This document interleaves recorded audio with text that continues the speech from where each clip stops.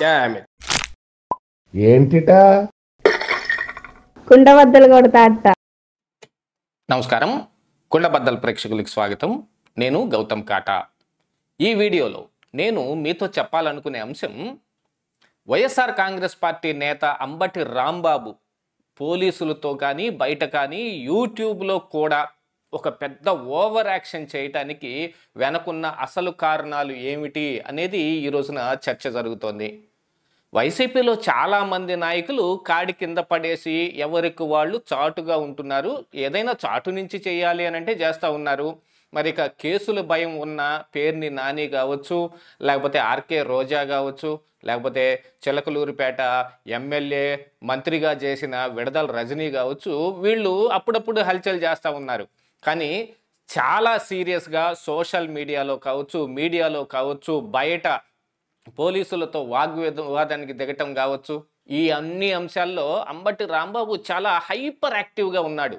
దానికి గల కారణం ఏమిటి అనేది ఈ వీడియోలో నేను పూర్తిగా మీకు వివరించే ప్రయత్నం చేస్తాను. వీడియో నచ్చితే కనుక ఖచ్చితంగా లైక్ చేయండి, ఇంకా 10 మందికి షేర్ చేయండి. అలాగనే మన కుండబద్దల ఛానల్ని ఇంకా ఎవరైనా సబ్స్క్రైబ్ చేసుకోకుండా చూస్తూ ఉన్నట్లయితే కనుక ఇమీడియట్గా సబ్స్క్రైబ్ చేసుకొని బెల్ సింబల్ని కూడా యాక్టివేట్ చేసుకోండి. మా వీడియోలు చాలా త్వరగా మీ దాకా చేరే అవకాశం ఉంటుంది. ఇక అసలు విషయానికి వస్తే, అంబటి రాంబాబు ఓవర్ యాక్షన్, ప్రతిపక్షంలో ఉండి ఇంత ఎక్కువగా ఓవర్గా మాట్లాడుతూ ఉన్నాడు ఎందుకు అనే అనుమానం చాలామందిలో ఉంది.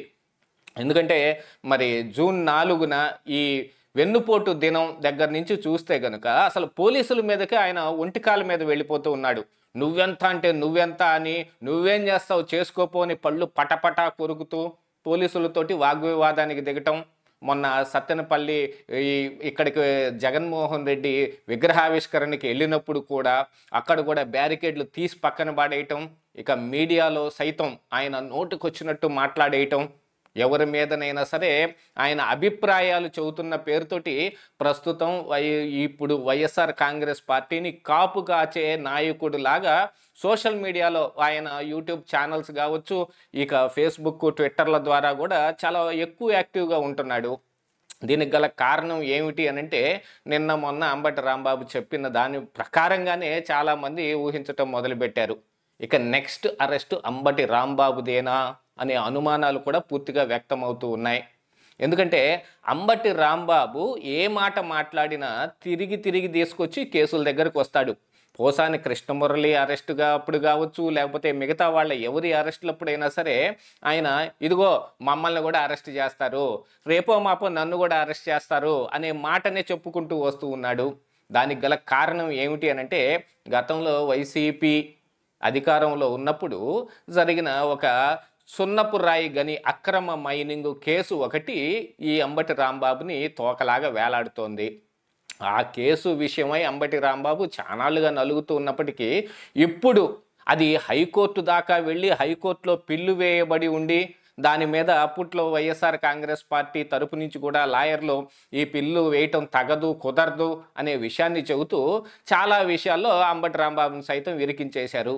ఎందుకంటే అప్పుడు పిల్లుకు వెళ్ళిన ఒక 2 వ్యక్తులు, నల్లగోర్ల రామయ్య అని కానీ మరి ఇంకొక పులిపాటి వెంకటరామయ్య ఎవరో ఉండాలి, వాళ్ళు హైకోర్టుకు వెళ్ళి ఒక 15 మందిని చేరుస్తూ ఒక పిల్లు వేశారు. ఇక్కడ అక్రమ మైనింగ్ జరుగుతోంది అనే దీంట్లో రాజుపాలెం మండలంలో కానీ కోట నెమలపురి దీంట్లో కానీ అక్రమ మైనింగ్ చేస్తున్నారు అని అంటే, అప్పటికే ఈ 2 మీద అక్రమ మైనింగ్ కేసులు ఉన్నాయి అనే విషయాన్ని కోర్టులో మరి అప్పటి ప్రభుత్వం వైసీపీ అధికారంలో ఉంది కాబట్టి అప్పటి ప్రభుత్వ తరపు లాయర్లు చెప్పారు. మరి ఇలాంటి అక్రమ మైనింగ్ జరుగుతోంది అనేది మీరు చెప్పిన దాని ప్రకారంగానే తేలుతూ ఉంటే, ఇప్పుడు ఈ పిల్లు తీసుకోవటంలో కానీ దీని మీద వాదనలు వినటంలో కానీ ఏం అభ్యంతరం ఉందని జడ్జి గారు అడిగితే ఏం చెప్పలేకపోయారు. అసలు వాళ్లే అక్రమ మైనింగ్కు పాల్పడుతూ ఉల్టా ప్రభుత్వంలో ఉన్న పెద్దల మీద ఈ నెపాన్ని నెడుతూ వాళ్ళు ఈ పిల్లు వేశారు అని చెప్తే, మరి మైనింగ్ జరుగుతోంది అనే అంశం మాత్రం క్లియర్గా మైనింగ్ డిపార్ట్మెంట్ చెప్పింది ఆ రోజున.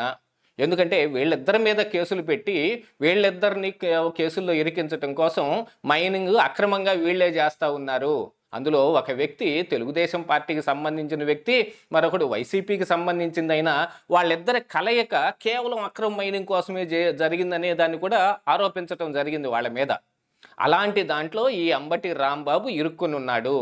ఇప్పుడు మరి వైసీపీ అధికారం కోల్పోయి తిరిగి మళ్ళీ ఇప్పుడు కూటమి అధికారంలోకి వచ్చిన తర్వాత ఉన్న నాయకులందరినీ సరిచేసి చక్కబెట్టాల్సిన అవసరం వీళ్ళ మీద కూడా ఉంటుంది కదా. ఎందుకంటే అధికారంలో ఉన్నప్పుడు వీళ్ళు చేసినవి మామూలుగా లేవు. అసలు ఈ అంబటి రాంబాబు గారి నోటి దాటికైతే ఎవరు తట్టుకోలేకపోయేవాళ్ళు. అసలు ఆ పోలవరం అనే ఒక దాన్ని పెద్ద డ్రామాగాను ఒక పెద్ద హాస్యాస్పదం చేసేసింది మరి అంబటి రాంబాబు గారే. ఆయన అలాంటి దాని నుంచి ఇప్పుడు తప్పించుకోవటానికి ఎక్కువగా ఇదిగో నన్ను అరెస్ట్ చేశారు అని అంటే గనుక అది కేవలం కక్షాపూరితంగానే, ఈ ప్రభుత్వం చేసే తప్పులన్నిటినీ ఎత్తి చూపిస్తున్న వాడిగా, ఇంత గట్టిగా మాట్లాడుతున్న వాడిగా, ఇంత నిలదీస్తున్న వాడిగా నేను యువతల పక్కన పోరాటం చేస్తూ ఉంటే నా మీద అక్రమంగా కేసు పెట్టారు. ఈ కేసులన్నిటినీ పోగు చేస్తున్నారు. ఒక్కొక్క కేసు అలాగనే ఉంచి నన్ను ఏదో ఒక కేసులో అరెస్ట్ చేసినప్పుడు ఇక పీటీ వారెంట్లు తీసుకొచ్చి నన్ను ఎలాగనే జైల్లో పెట్టే ప్రయత్నం చేస్తున్నారు అనేది కూడా అంబటి రాంబాబు ఆయన మాటల ద్వారా వెలిబుచ్చుతూ ఉన్నాడు. యాక్చువల్గా ఇప్పుడు జరుగుతున్న విషయం అయితే అదే. ఎవరినైనా సరి చేయాలి, చక్కబెట్టాలి అని అంటే మరి ఆనాడు మాట్లాడిన మాటలకే కదా. వల్లభనేని వంశీ లాంటి వాళ్ళు కూడా సత్యవర్ధన్ కిడ్నాప్ కేసులో లోపలికి వెళ్ళిన చాలా రకాలైన అంశాలు, నకిలీ ఇళ్ల పట్టాల దగ్గర నుంచి, అక్రమ మైనింగ్ దగ్గర నుంచి, బెదిరింపులు, డెకాయిటరీ, మొత్తం 13 కేసుల్ని ఆయన మీద వెలికి తీసుకొచ్చారు.